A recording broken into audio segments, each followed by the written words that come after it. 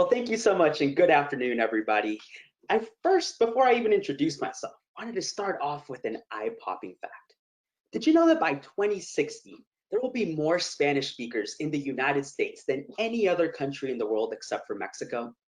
It shouldn't come off as a surprise. Nearly 1 in every 5 Americans in the United States are Hispanic or Latino present day, and the majority of them speak Spanish at home. As our communities continue to diversify, the Weather Enterprise must stay ahead of the curve, and we must guarantee that we are providing effective risk communication towards these communities. Through the SPC Spanish Language Initiative, we took a first of its kind deep dive into how to effectively communicate risk in the Spanish language. That said, my name is Joseph Enrique Trujillo, and today's project would have not been possible without the help of my colleagues listed on your screen. Let's get started. I first wanted to illustrate what the Spanish Weather Enterprise is currently ongoing, and it's through dialects or regional varieties of a given language. And what best way to illustrate this than with something that we're all familiar with? Caramel sundaes. I mean, we just got out of lunch, so dessert time. If I were to ask an English speaker what that following picture just meant, I feel like the biggest debate would be whether it's a caramel sundae or a caramel sundae. However, in the Spanish language, it gets a little more complicated because depending on where one is from or how one was raised or their socioeconomic status, etc., the tendency of the word tends to evolve. And so here's a good example. A caramel sundae is a sundae de cajeta in Mexico, a sundae de arequipe in Colombia, a sundae de dulce de leche in Argentina, and where I'm from, in Peru, a sundae de manjar blanco. So let's put this in a weather context so that we best understand this. It's storming outside, and you want to advise your Spanish-speaking neighbors that a storm is imminent. In English, you could get away with just saying the word thunderstorm. But like I mentioned before, depending on where you're from or how you were raised, the word thunderstorm evolves within Latin America. We have tormenta, borrasca, tronada, temporal. And these are just the 4 principal ones. I could list off a few more if you'd like me to. And so dialects, one, get in the way of how we communicate meteorological terminology towards our communities. But I think the second and the most pressing issue is how we communicate risk towards Spanish-speaking communities. And what's the best way to illustrate this issue than by showing you how our agencies are navigating through this present day. Here is how the National Weather Service and how FEMA currently go about defining tornado watch and warning.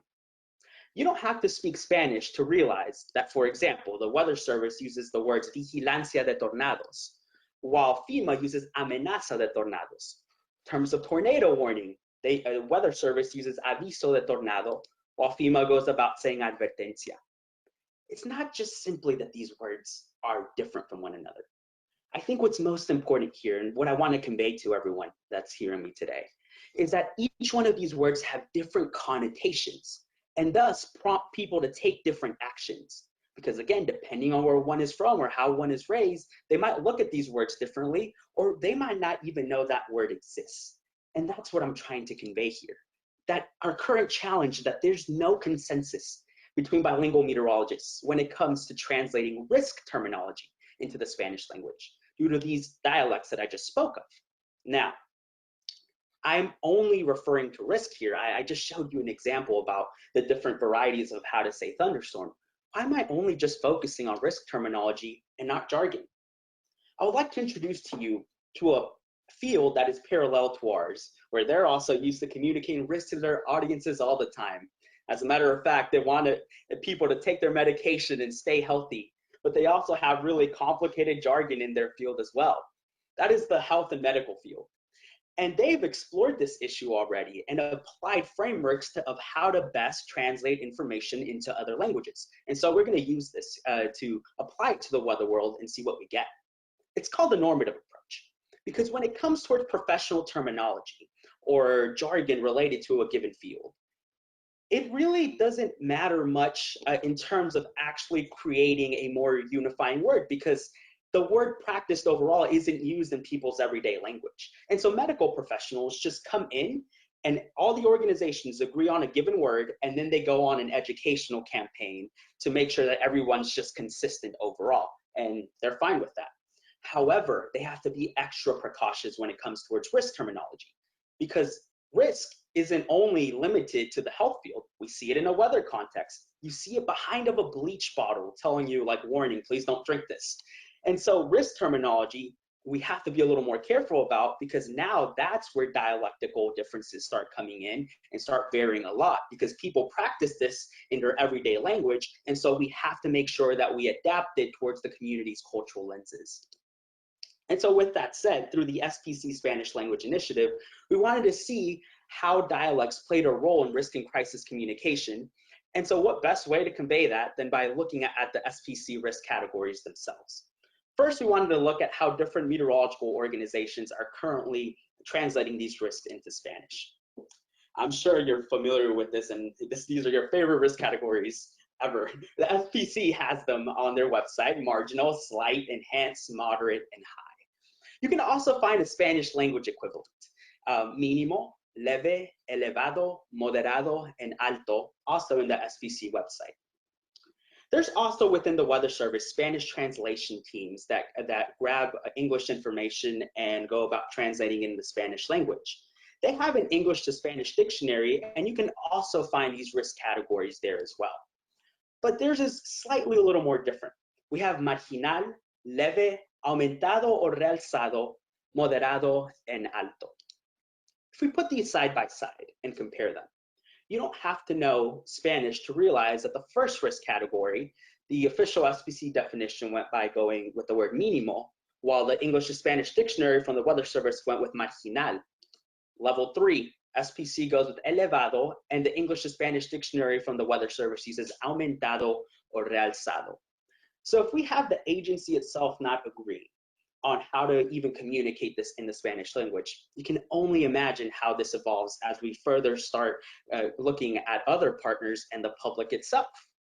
And so let's take a look at the broadcast world.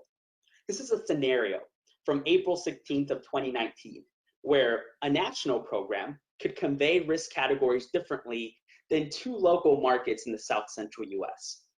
Anything you see in red on your screen there is different than the original SPC Spanish language risk categories. And as you can see, people are varying it up. They're either usually going with that graphic itself, or they're coming up with their own translations. And the next graphic is actually the most eye-popping to me, because we selected markets in Texas and in Oklahoma and looked at their AM and PM programming. And we even saw that stations were varying their risk terminology from the morning to the afternoon. And say you're a curious Spanish viewer and you want to flip through each channel, you have a completely different set of risk categories to go off of that, once again, have different connotations for you to take different actions. And this doesn't come off as a surprise, because in each one of these stations is a human being, a meteorologist, and they went about translating it in how they saw what is best fit. And that is heavily influenced by their dialect, their way of speaking, the way they're raised. But as you can see, this is not unifying a collective message forward towards our communities, and it might cause some confusion overall. And so now that we identified how different organizations have went about translating this present day, let's dig into how we can actually unify this and create these risk categories that are, 1, culturally relevant, and 2, make sense to all Spanish speakers.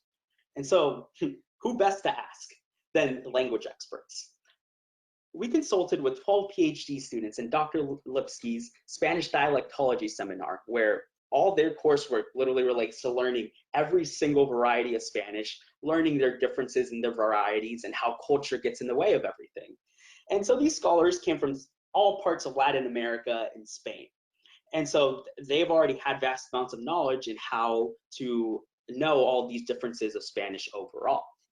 And so we presented to them this next graphic.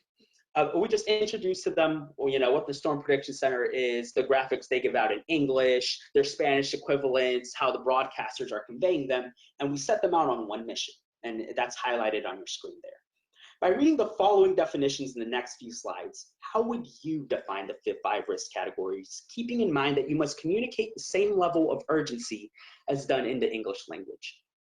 I want to add extra emphasis to the word same level of urgency, because we're not looking for a direct translation here. We are looking for something that prompts them to take action just as much as it would for someone in the English language.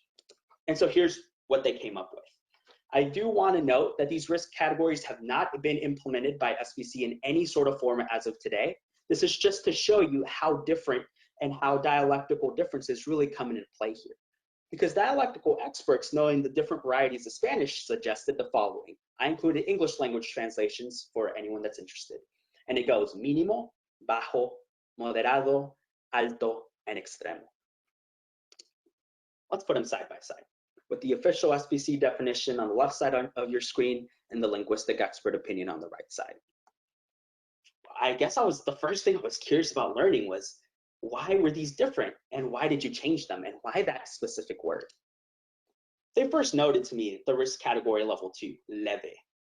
They told me that the word leve isn't actually practiced in Latin America, and it makes total sense because I'm Peruvian, and when I first saw that, I had no idea what that word even was.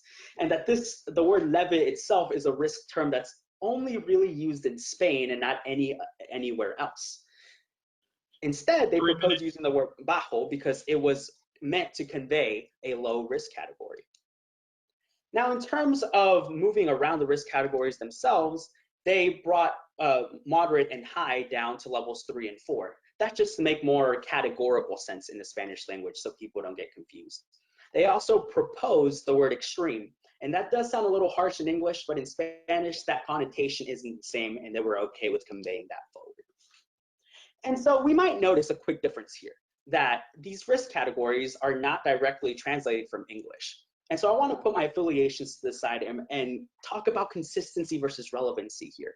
Because when we're translating, direct translation isn't essentially what you're striving to do. You're trying to make sure that you translate for them to take proper actions at the very end of the day. And it would be wise to follow this bilingual health communication framework that has already been proven to be correct, to where we leave the meteorological terminology and make sure that organizations just come into consensus, but in terms of risk terminology, we make it relevant to the community so that they take proper action overall. So moving forward, we're currently trying to take baby steps in getting these missions overall and creating effective risk communication material in Spanish. I first wanted to highlight some existing resources within the weather service that you could use in your WFOs or in your broadcast stations or in your emergency management offices. This credit goes to the National Weather Service Spanish Outreach Team. I've attached a hyperlink there for you guys to use that points you to pretty much seasonal educational campaign graphics, anywhere from forest fires to lake effect snow, freezing temperatures, you name it. And you can put this alongside your English language graphics so that your Spanish speakers are also aware and they also get that same information forward. I also wanted to announce a very special announcement. This is the first group of people that are hearing it. Is that a lot of bilingual meteorologists weren't aware of the existing dictionaries that were going on, which is why a lot of people were going all over the place in terms of communicating information. And so starting next week, if you visit the AMS Glossary website, you will actually be able to see the 2 existing English to Spanish glossary from UCAR Comet and the dictionary from the National Weather Service. It's public material and you'll be able to access it. And any English speakers out there are also free to just bookmark it. You never know when you might use it. And so I will be putting that, we'll be putting that announcement as a whole and coming next week. And lastly, we are also, we just talked about all of the terminology and the jargon. We're digging into the risk terminology too.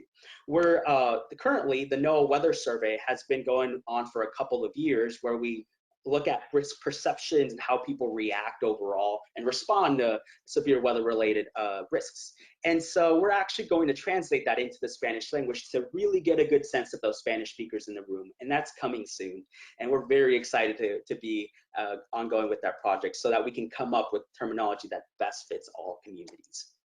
And so that said, that's the end of my presentation. I encourage you to connect with me.